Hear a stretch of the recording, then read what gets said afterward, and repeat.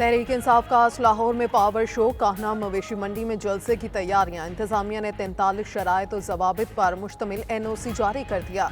Notification के मुताबिक 3 बजे जलसा शुरू करना है, शाम 6 बजे खत्म। सिक्योरिटी ऑर्गेनाइजर के जिम्मे होगी। शहर के से बाहर से आने वाले जत्थे रोजमर्रा के मामलात में खलल नहीं डालेंगे। रियासत या इदारों के खिलाफ बात नहीं करनी। कोई इश्तिहारी जलसे में या स्टेज पर नजर न आए। ट्रैफिक पुलिस ट्रैफिक प्लान और एडवाइजरी जारी करेगी।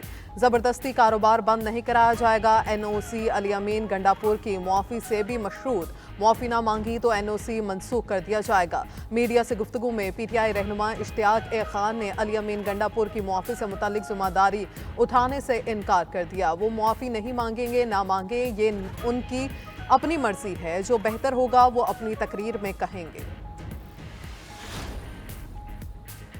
एक तरफ जलसे की इजाजत, दूसरी तरफ PTI रहनुमाओं और कारकुनों की पकड़ धकड़। DC लाहौर ने यासिर गिलानी समेत 5 कारकुनों की नजरबंदी के अहकाम जारी कर दिए। अहकाम सेक्शन 3 के तहत 30 रोज के लिए जारी किए गए।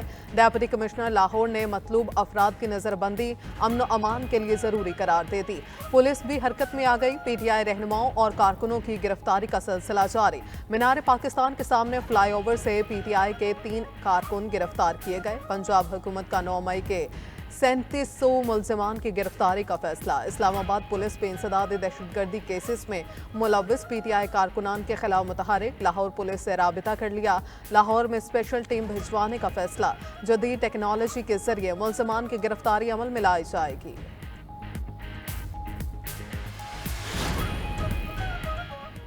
काफिलों को जहां रोका जलसा वहीं होगा। PTI ने हुकूमत की जानिब से रुकावटों के खिलाफ हिकमत अमली बना ली। PTI की आदत को कारकुनान की गाड़ियों के हमरा साउंड सिस्टम और लाइटनिंग सिस्टम लाने की हिदायत। खैबर पख्तूनख्वा में भी लाहौर जलसे की तैयारी। वजीर हायर एजुकेशन मीना खान के PS आपस के वीडियो वायरल और वजीर आला अली अमीन गंडापुर ने भी कमर कस ली। रहनुमाओं को हर हल्के से 500 कारकुन लाहौर ले जाने की हिदायत कर दी। सवाबी से मरकजी काफिला अली अमीन की क़यादत में रवाना होगा। अली अमीन ने कहा पाकिस्तान को और बानी PTI को आज़ाद कराएंगे। तहरीक फसाद के गुंडों ने अभी से सड़कें बंद करके जलाओ घेराव शुरू कर दिया है। वज़ीर इत्तलात पंजाब अस्मा बुखारी ने रास्ते ब्लॉक करने की वीडियो शेयर कर दी। कहा अब इन पर एक्शन होगा तो ये रोना शुरू कर देंगे। ये मेन बुलेवार्ड गुलबर्ग में दंदना रहे हैं। इनके नाम नेहाद लीडर्स के पुरअमन रहने के भाषण सुने, इनका असल चेहरा देखें। PTV पे हमला किया, पार्लियामेंट पे किया, पत्थर अपनी पुलिस पे। पुलिस वाले कौन है? मेरे में से, आप में से हैं। उन्हीं को जो है वो उनको पत्थर मारे, तोड़ फोड़, इस मुल्क का नुकसान किया। अगर इसी तरह वो नेगेटिव सियासत करते रहेंगे तो उनका मुस्तकबिल मुझे जो है वो बड़ा तारीक नज़र आ रहा है। PTI सियासी जमात है, हुकूमत रुकावटें पैदा ना करे। गवर्नर पंजाब का हुकूमत को मशवरा। सरदार सलीम हैदर खान ने 92 न्यूज़ से खुसूसी गुफ्तगू में कहा PTI खराबी करे तो कार्रवाई करे। तहरीक इंसाफ को हमले जैसे काम छोड़ने होंगे वरना अंजाम अच्छा नहीं होगा। वज़ीर आला पंजाब से 1-2 रोज़ में मुलाकात होगी। वाइस चांसलर्स के हवाले से मसाइल हल कर लेंगे।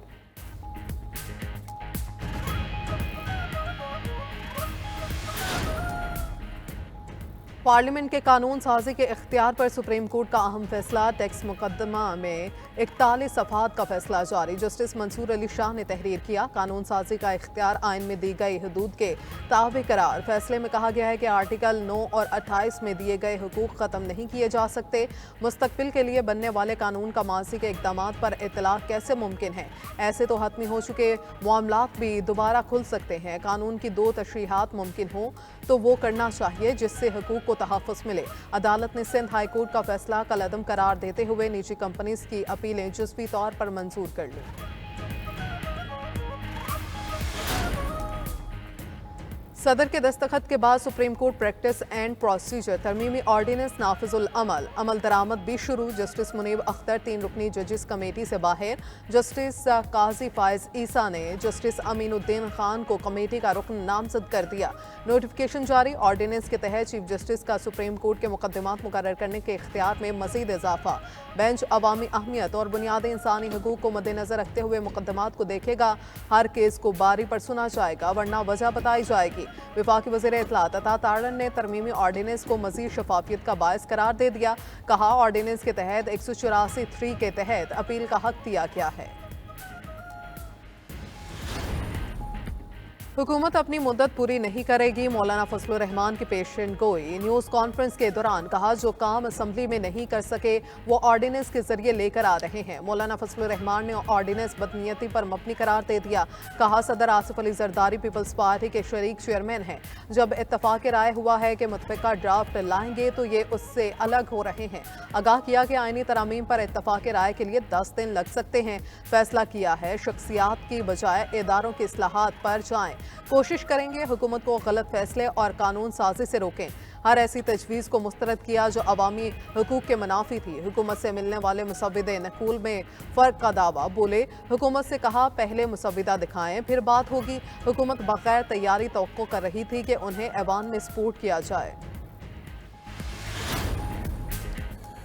आईनी तरमीम पर सब इत्तेफाक राय चाहते हैं। मौलाना फजलुर रहमान साथ होंगे तो मुसव्विदे में बेहतरी आएगी। कोशिश है कि अपने नंबर्स पूरे करें। Chairman people's party Bilawal Bhutto ने बानी पीटीआई को रुकावट करार दे दिया। कहा हर चीज़ बानी पीटीआई की वजह से नहीं होती। पीटीआई चाहती है हुकूमत पार्लिमान और अदलिया ना चले। ये क्या बात हुई? आईनी तरमीम बानी पीटीआई को जेल में रखने के लिए कर रहे हैं। किसी को जेल में रखने का आईनी इख्तियार अदालत के पास नहीं होगा।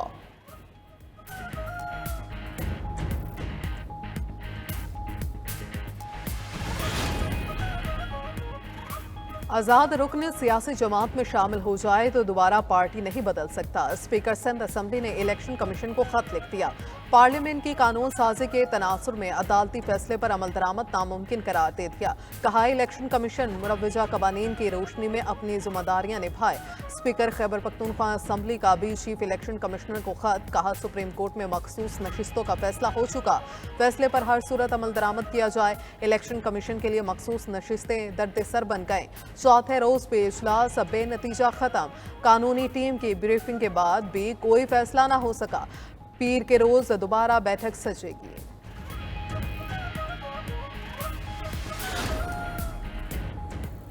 कौमी असम्बली में पार्टी पोजीशन तब्दील होने पर पीटीआई का सख्त रद्द-ए-अमल। 38 अरकान कौमी असम्बली का फौरी नोटिफिकेशन जारी करने का मुतालबा। चेयरमैन पीटीआई बैरिस्टर गौहर ने याद दिलाया कि सुप्रीम कोर्ट ने 14 सितंबर को वाज़ेह किया था सारा इबहाम खत्म हो चुका। इलेक्शन कमीशन फैसले पर अमल दरामद का पाबंद है।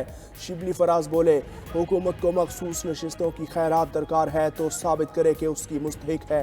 मुल्क में जंगल का कानून राइज है। जिसका जो जी चाहता है वो अपनी तरह का कानून बनाता है। अफसोस है कि भुट्टो का नवासा आइन के खिलाफ साजिश में बराबर का शरीक है। असद कैसर की आवाम से बिलावल भुट्टो के सोशल बाइकआउट की अपील। कहा ये लोग अमली तौर पर मार्शल लॉ नाफिज करना चाहते थे।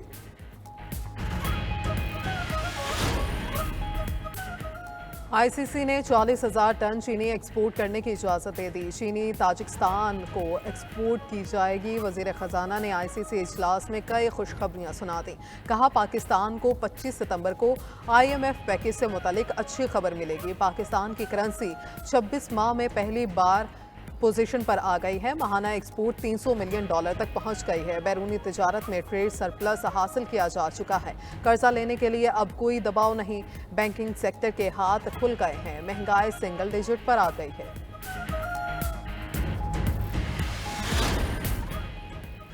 खैबर पख्तूनख्वा में रवा साल का पहला पोलियो केस सामने आ गया। मेहमन से ताल्लुक रखने वाली 9 माह की बच्ची में वायरस की तस्दीक। वज़ीर आला अली अमीन गंडापुर का नोटिस। सेक्रेटरी सेहत को मुतल्लिका डिस्ट्रिक्ट हेल्थ ऑफिसर और पोलियो कोऑर्डिनेटर को फौरी मुअत्तल करने की हिदायत कर दी। कहा मेहमन में नाकिस पोलियो मुहिम के दिगर जिम्मेदारों का भी तयन किया जाएगा। पोलियो मुहिम के मेयार पर कोई समझौता नहीं किया जाएगा। वज़ीर आला का पोलियो से मुतासरा बच्ची का इलाज और कफालत सरकार की तरफ से करने का भी ऐलान। कवाली के फ़न में मुनफरिद मकाम रखने वाले मकबूल अहमद साबरी की आज 13वीं बरसी। बड़े भाई गुलाम फरीद के साथ कवाली की तो साबरी बरादरान के नाम से शोहरत हासिल की।